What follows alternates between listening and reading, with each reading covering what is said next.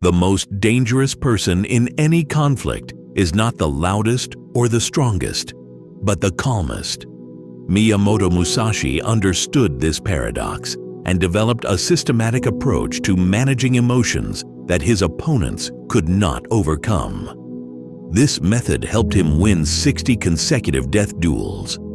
His four-step system for maintaining calm works in any modern conflict, and it begins with a principle most people don't even think about: emotional distance. When someone yells at you or challenges you, your body immediately fills with stress hormones. Your heart beats faster, your muscles tense, and your thinking narrows. This is a trap that most people fall into during a conflict. Musashi discovered that the key to victory is not the best swordsmanship, but the ability to step outside of this emotional storm. In his writings, he described how he viewed conflict from above, as if watching clouds float by, without becoming part of the storm. Think back to the last time someone made you angry. In that moment, you became your anger. Your words, actions, and thoughts all became subordinated to emotions, not your true goals. This is what Musashi's opponents did. They became their anger, fear, or pride. Emotional distance means creating space between what's happening and how you respond. When someone insults you, instead of immediately snapping back, you notice the feeling rising within you. I feel anger right now, you think, not I am angry. This subtle shift in perspective changes everything. Musashi honed this skill by facing increasingly dangerous situations, but always maintaining this mental stance. In his most famous duel against Sasaki Kojiro, his opponent arrived angry and impatient. Musashi purposely arrived late, further frustrating Kojiro until Kojiro was consumed by his anger. Musashi remained detached from his emotions, clearly seeing the entire conflict. To develop this skill, begin with simple practice. Whenever you feel strong emotions in any conflict, even the smallest one, say to yourself, I notice that I feel anger. This creates a tiny space between you and the feeling. With practice, this space will grow.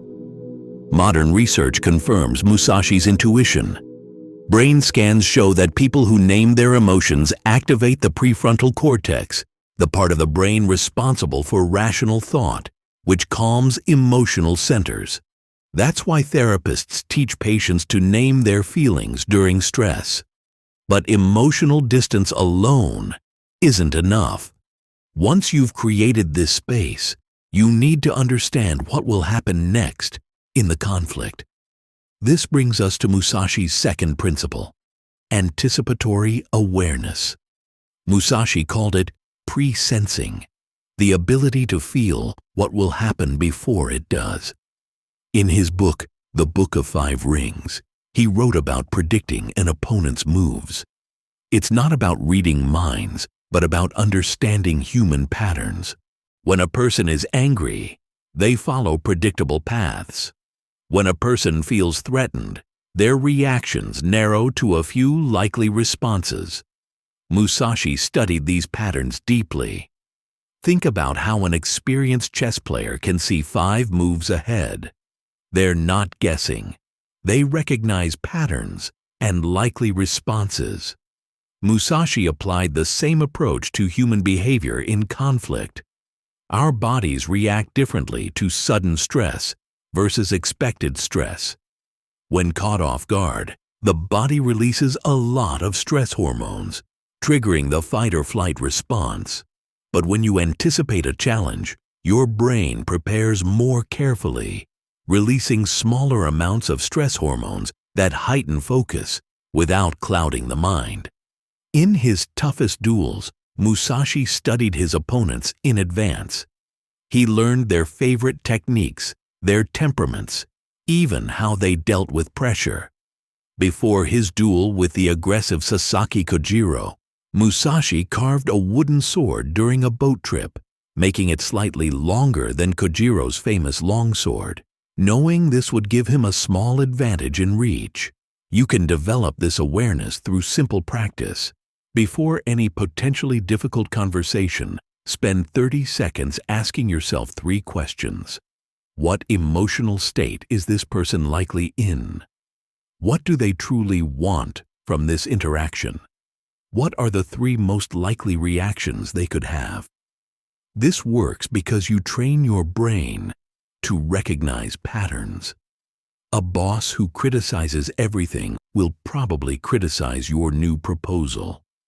A friend who avoids conflict will likely change the subject if you bring up something sensitive. By anticipating these reactions, you remove emotional surprise. A modern example confirms this principle. During high-stakes negotiations, experienced FBI hostage negotiators spend a lot of time analyzing the person they're dealing with. They study their past responses to predict behavior. This foresight allows them to remain calm when others might panic, choosing words and tactics that reduce tension instead of escalating it. Anticipatory awareness turns conflicts from chaotic emotional outbursts into more predictable situations that you can manage.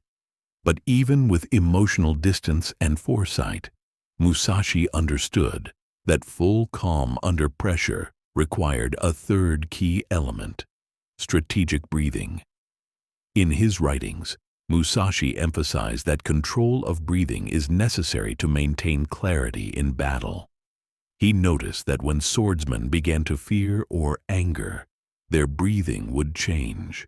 It would become shallow, fast, and uneven. Musashi taught that by controlling your breath, you control your mind. In his training, he paid special attention to breathing exercises while performing sword techniques. Your breathing is directly linked to your emotional state.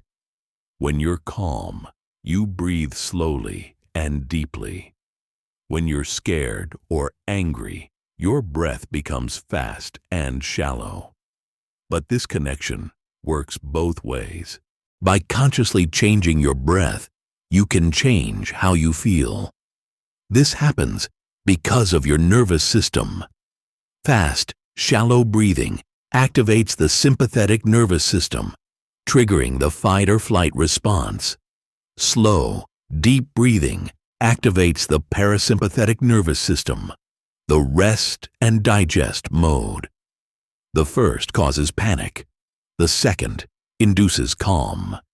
Musashi developed a specific breathing rhythm for conflict situations.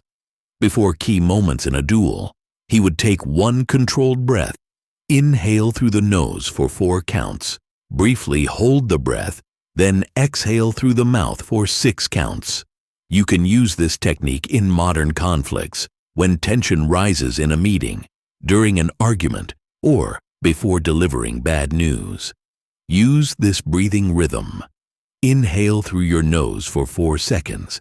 Exhale through your mouth for 6 seconds. Even 1 cycle of this will noticeably calm you. Emotional distance gives you space from your reactions. Anticipatory awareness helps you prepare for what's next. Strategic breathing ensures physiological calm for clear thinking. But the final principle unites all of this, giving your newfound calm a purpose and direction. The 4th principle in Musashi's approach is purposeful action. In his writings, Musashi emphasized that a clear goal is stronger than any emotion. While his opponents often fought out of anger or fear, Musashi always fought with a specific goal in mind. This focus on purpose is a recurring theme in his famous The Book of 5 Rings. He wrote that a warrior should not strive to strike first, but instead remain focused on their ultimate goal. For Musashi, every movement, every decision served a greater purpose than simply winning the current duel. Having a clear goal completely changes the course of a conflict. When someone challenges you and you react emotionally, you're playing by their rules. But when you focus on your greater goal, you control the direction of the interaction. Think about arguments that spiral out of control. They usually start with a specific issue, but quickly devolve into lists of old grievances, personal attacks, and pain. This happens because both people lose sight of any goal other than protecting themselves or hurting the other. A simple technique to maintain a purposeful focus, taken directly from Musashi's approach, is this. Before any potential conflict, define your true goal in one clear sentence. Ask yourself, what result will truly serve my long-term goals? Keep that goal in mind throughout the interaction. When emotions heat up and the conflict escalates, mentally repeat your goal. This creates an anchor for your attention, preventing you from getting caught up in momentary feelings. Your words and actions will then align with that goal, not your fleeting emotional reactions. Purposeful action doesn't mean ignoring emotions. Rather, it means your emotions serve your goal, not the other way around. This is the culmination of Musashi's system. Emotional distance creates space. Anticipatory awareness gives you foresight. Strategic breathing maintains calm. And purposeful action directs that calm towards meaningful outcomes. But what makes these four principles truly powerful is their connection to something much deeper than mere conflict management. These techniques reveal a fundamental truth about human nature that most never realize. These principles are directly connected to the Buddhist concept of non-attachment. By creating emotional distance, you practice detachment from your reactive thoughts. Through anticipatory awareness, you move beyond a narrow view of the present moment. With strategic breathing, you become aware of the impermanence of emotional states. And through purposeful action, you align with the Taoist idea of Wu Wei, natural action without effort, following the natural path. This approach is particularly relevant today because we live in an age of constant conflict. Social media algorithms push us towards arguments. Political systems thrive on division. Even personal relationships suffer from heightened stress and reduced patience. The modern person faces more conflicts in a day than Musashi possibly did in a month. The greatest irony is that although we need emotional control more than ever, we practice it less than ever. People react instantly to provocations, send angry messages, post emotional comments, or turn minor disagreements into relationship-destroying fights. The person who remains calm in such an environment doesn't just win arguments. They achieve a level of clarity that others can't even comprehend. And there's one more thing about the mastery of emotional control that isn't often mentioned. It shows how many conflicts are actually unnecessary. When you stop automatically reacting to provocations, you find that many conflicts simply dissolve without your involvement. The truly strong person is not the one who wins every conflict, but the one who enters only those conflicts that truly matter.